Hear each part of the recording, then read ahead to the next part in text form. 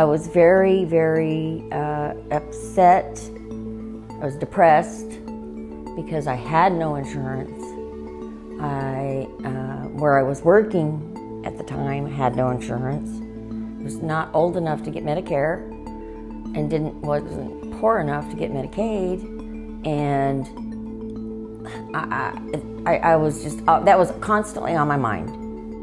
Well, before I got custody of my kids, I really never did know. I didn't know where they was at, how they was getting treated. You know, me and the mother, we wasn't talking. When she brought them home, you know what I'm saying? They was, you know, dusty clothes, no Pampers, you know, just tremendously like sick. I mean, it was like a nightmare, you know. I'm like, wow.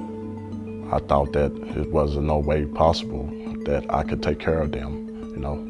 My future was just my hope. I didn't have any hope, you know.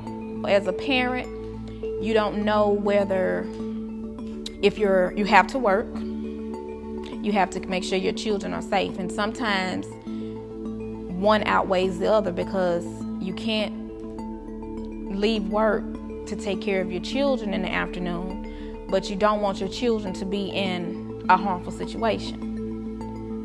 They may end up getting in trouble over the summer and getting in with the wrong crowd because they're bored and have nothing to do. They told us that both babies had failed their newborn hearing screen. So you go through a grief cycle, and I think I just hit denial first. You know, you never want to think something's wrong with your child. I went to the Prosperity Center in 2011, and 6 months later, I had my GED. The Prosperity Center offered me computer skills, life skills, parenting skills, job readiness skills. It made me better myself. It made me be more responsible.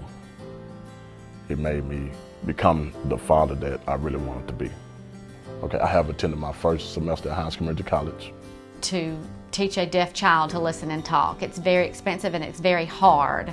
I knew I loved them, they're my children, I would do the best that I could for them, but I was going to need a lot of help. One of the doctors that volunteers here actually found a carotid artery that was real bad, and I had to have surgery.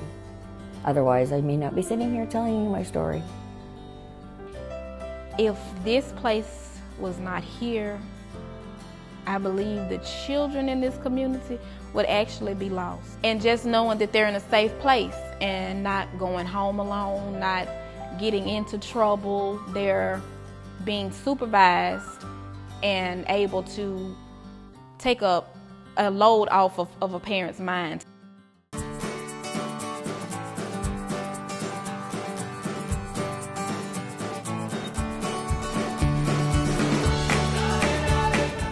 Oh man, that feels great. It makes me feel like, you know what I'm saying, that I am somebody, and that I really am somebody. And it makes me feel like a man. Their donations is what's helping children want to learn, want to be better, want to explore different avenues of life.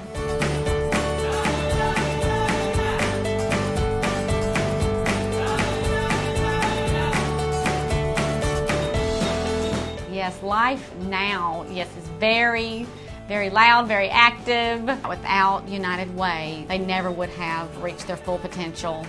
Thank you so very much for your donations.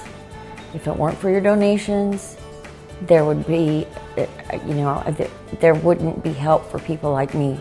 When I was a working person, I contributed, and it's so nice to know that it's going to good. For the good. The fact that you contributed to United Way has saved my life.